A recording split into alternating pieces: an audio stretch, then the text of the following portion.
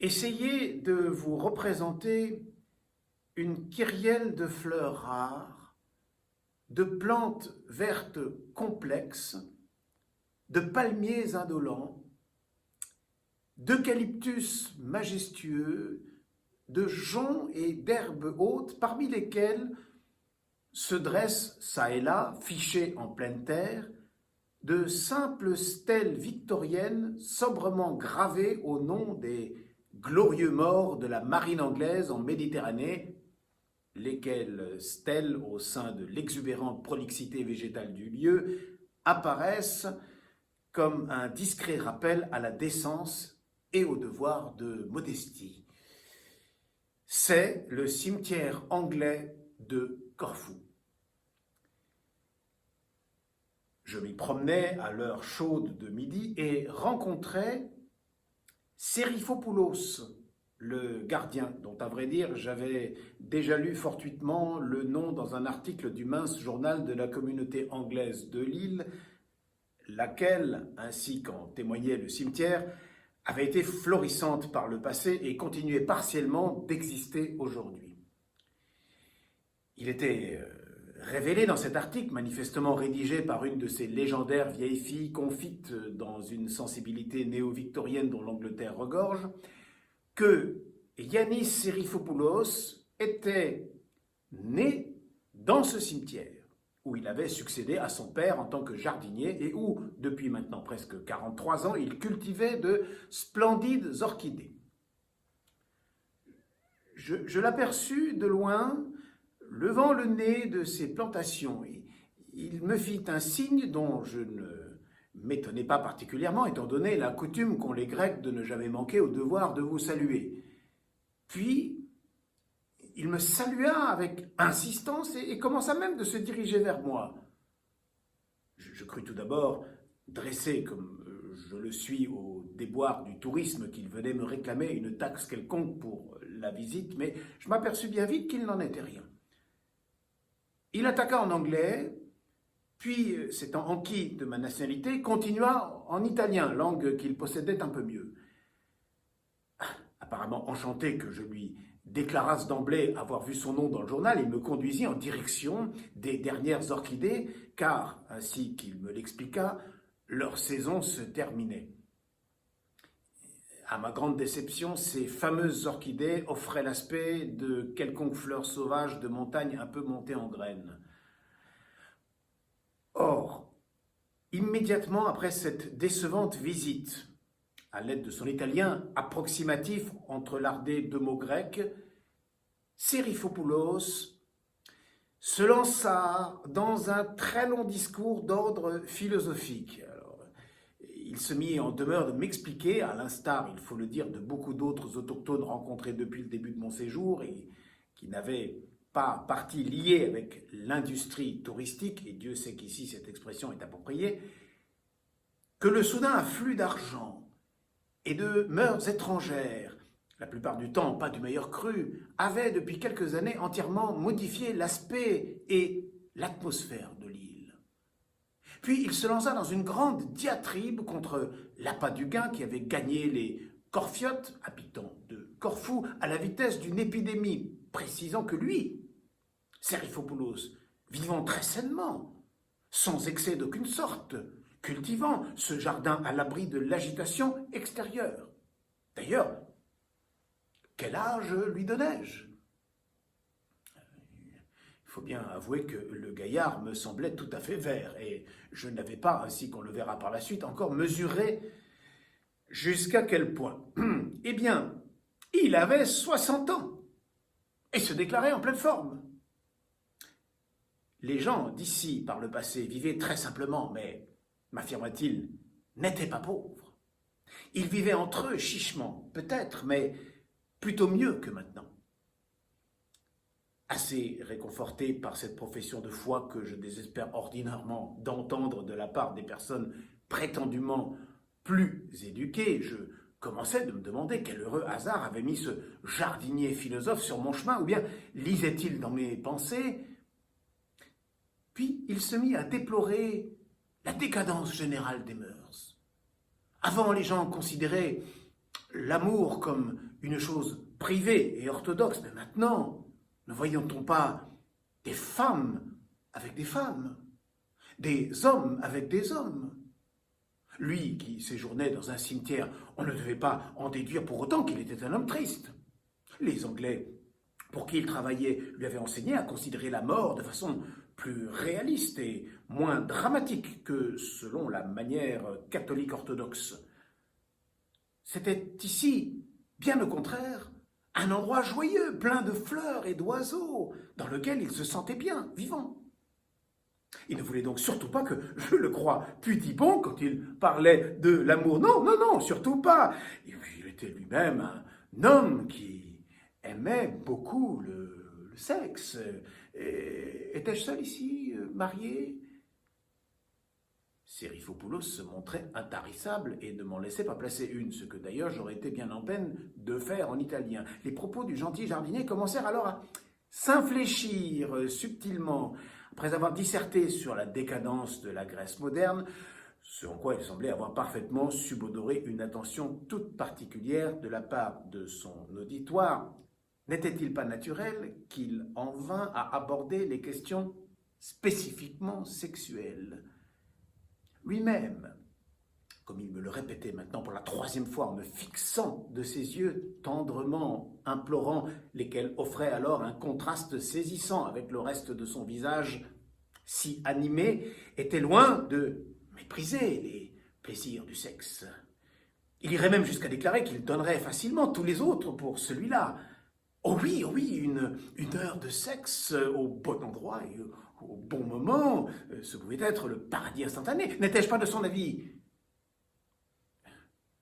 Vu ma position d'auditeur et d'étranger, pas toujours très certain d'avoir entièrement saisi la teneur des propos, il m'était difficile d'adopter une attitude autre que celle de l'acquiescement obséquieux.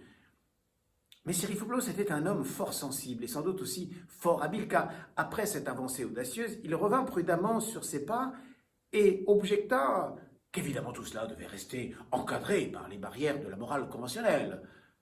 Autant de sexe qu'on voulait, mais à la maison et avec sa propre femme.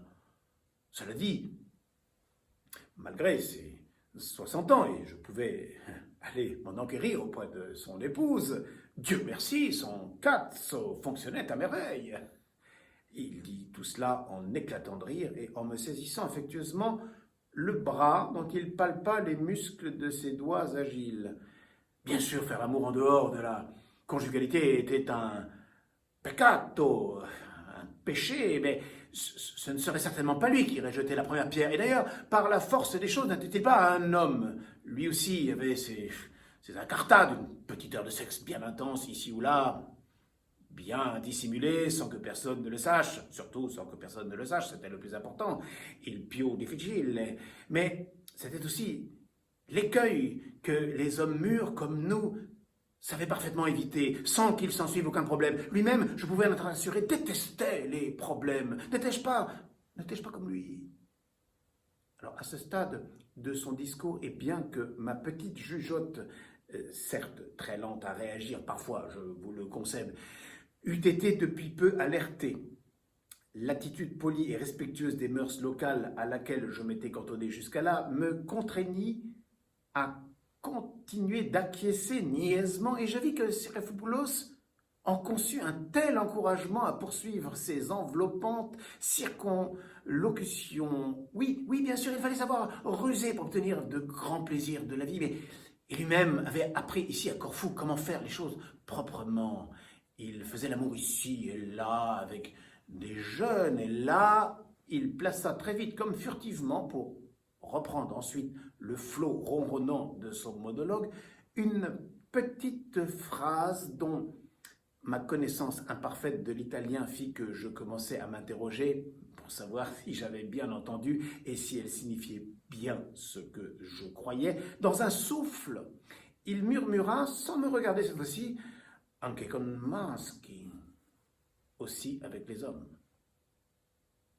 Et à cet instant précis, une voix féminine, au timbre rauque, dans laquelle je décelais de l'impatience et de l'agacement, le héla en grec depuis le fond du jardin. « Yannis !» Sérifopoulos, après s'être excusé confusément, courut en hâte vers sa maison sur le seuil de laquelle l'attendait une solide matrone en tablier.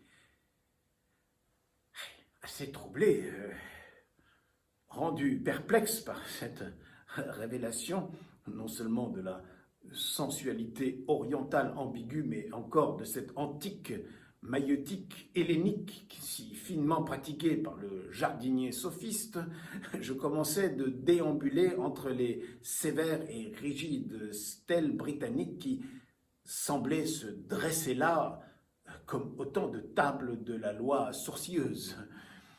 Aussi, en bon catholique romain, tentais-je pour ma part de louvoyer derrière les massifs de rhododendrons et d'aloès afin d'éviter le nouvel assaut de Sérifopoulos que je voyais revenir au petit trot parmi les tombes, un peu anxieux et glissant des regards inquisiteurs dans les recoins du jardin. Mais, de même que dans la campagne, il est inutile de tenter de se soustraire au regard d'un paysan exercé à scruter jalousement ses champs, il était ridicule de prétendre échapper à la sagacité du faune du cimetière anglais de Corfou. M'ayant aperçu, il se dirigea de nouveau vers moi, déployant un large sourire de complicité qui montrait que le fâcheux contretemps n'avait fait que renforcer sa détermination. Avec une voix de miel, il me demanda si j'avais bien eu le temps de visiter tout le jardin. Avais-je été par là-bas derrière voir les roses jaunes qu'il cultivait avec tant d'amour, et ce faisant, il me désignait dans un large geste qui m'invitait à le précéder, le coin le plus reculé et le plus touffu du cimetière. Puis, sans embâche cette fois-ci, il me prit par le bras d'une poigne caressante mais subtilement ferme et commença de m'entraîner vers les fameux rosiers. Il y avait dans sa manière de faire une telle science et une telle autorité persuasive que je fis quelques pas dans cette direction en sa compagnie, saisi d'un vertige d'identité, réduit en cet instant à l'état de proie fascinée par le prédateur, lequel serpente vers elle en la fixant de son regard hypnotique, puis s'enroule doucement autour de son corps inhibé. Quelques-unes de mes amies, je m'en souvenais maintenant, m'avaient entretenu de cette faculté que possédaient certains séducteurs d'endormir la conscience des êtres qu'ils convoitaient et de les amener à s'abandonner contre leur gré. Or, à l'instant même où je tentais de mobiliser intérieurement ma volonté pour m'extirper de l'envoûtement du satyre, la même voix qu'auparavant, mais franchement courroucée cette fois-ci, le héla depuis la maison.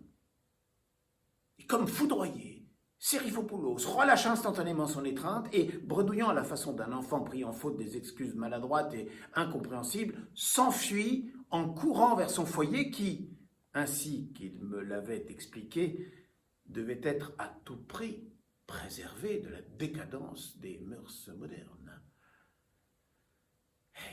Me dirigeant à mon tour vers la porte d'entrée du cimetière, situé devant sa maisonnette, j'entendis au passage le faune se faire sérieusement savonner par sa femme, apparemment moins trompée par son habileté à dissimuler ses peccati qu'il ne voulait bien le laisser entendre. Et, me glissant discrètement hors des lieux, je souriais pour moi-même, songeant qu'après tout, rien n'était plus naturel que de s'esquiver d'un cimetière anglais à la manière idoine.